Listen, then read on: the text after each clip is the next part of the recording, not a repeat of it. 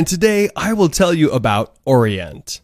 At the beginning of the anime, we are told how one demon fell on the Hinamoto country, resulting in human rule's end. All the generals fell one by one, but there were still individuals ready to fight the demons to the death. The war has been going on for more than 150 years. These people are called the Bushi gangs. Kishin's reign lasts 151 years. Society was divided into two parts.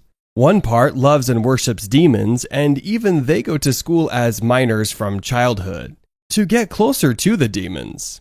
In schools, children are taught that the Bush were thieves and ruled the country only by violence. From the very beginning of their childhood, they were prepared to hate these people. The main character, named Musashi, who is studying at a school for a minor, secretly wants to become one of the Bushi. From an early age, he had this dream, which he shared with his brother, Kojiru. It is revealed that the two went on different paths. Kojiru was the son of Bushi and therefore despised by everyone. But Musashi is a minor. Because of this, Kojiru treats their brother with prejudice and distrust. When Musashi came to remind him of what the two were aiming for, his brother immediately retorted that he was lying and wouldn't become a Bushi. Only then did Musashi reveal his scarlet pickaxe in the form of a katana, or a katana in the form of a pickaxe. From now on, Musashi wants to show how serious he is. After he leaves, we understand that his brother knows everything and only wants what is best for him, since the boy may not like society. Musashi and his group go to the mine to meet the real demons. Everyone is happy, but not so long because in a moment they find their natural appearance and the working conditions of the miners. Our hero realizes that this is his chance, which he went for so long, and tries to fight one of these demons. But his katana is not next to him, so he grabs the one lying next to him and tries to fight the enemy. But it turns out badly. Then, Kojiru arrives and gives it to Kirk. Thanks to her, he deftly cuts down the demons. Now the brothers have sworn an oath to defeat the demons together. Two guys are moving towards Kishin, cutting down all the demons in their path. As soon as they got close to the main boss, they were met by a cylindrical creature with a beak and paws.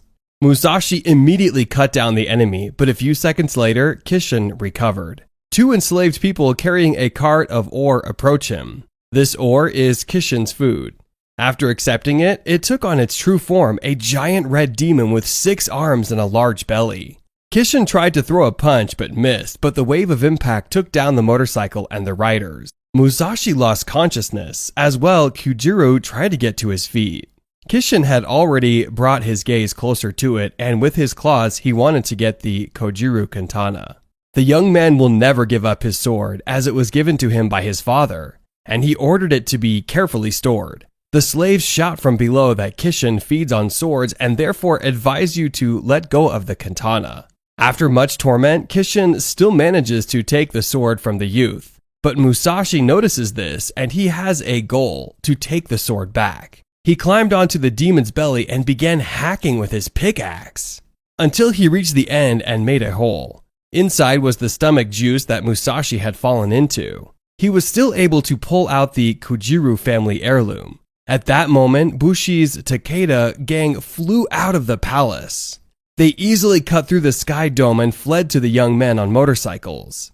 It turned out that to kill Kishin, you need to cut his horn. Musashi did not want to give up his loot to the gang and therefore fought through other demons to the main boss. The Takeda gang master noticed his fighting style and he liked it. His team is preparing to attack. Bushi's gang stops Musashi by pulling him to themselves with a green rope, but he quickly gets out of it. He doesn't want to give up his loot. A gang of Bushi is preparing to launch an airstrike on Kishin's horn. Musashi slams his katana into the ground, creating cracks and showing off his power. Bushi's punch is already being thrown, but Kishin dodged it. Then, Kojiru got information about what weakness the demons have this horn. In this, Kishin the funnel is located on the abdomen in the place of the navel. Musashi has already got close to the horn and strikes. But it doesn't change anything. His katana is too weak and fragile. Then Takeda arrives in time and cuts Kishin's horn with his katana. The man apologizes to the young man as he takes their loot. We see the entire Bushi gang absorbing Kishin's powers. A white aura envelops their swords. When there was uproar, everyone thanked Takeda's savior except Musashi, who was angry. A man noticed the young man, and he praised the guy. Then Musashi flared up and yelled at the master, saying everything he thought. Takeda respects brave people and puts an amulet around the guy's neck that will help him find the next Kishin. Already at home, two guys are trying to solve the riddle of this gift and what its meaning is. They notice that it looks like a kaleidoscope. This thing lets you find Anai. From the scroll, they learn that each Kishin has a different form, and it also says not to give the country to the Kishins and free it. The guy realized that the destruction of Kishins was a step towards the country's unification. On the next day, two guys leave their hometown to achieve their goal. In this episode, we are shown how two guys lose their optimism on day 7 and run out of food. They are forced to stop near the river and catch fish. Then they had a little fight because Kojiro is more independent and able to survive in such conditions than our main character. Then Musashi leaves his friend, and when he returns, he does not notice him.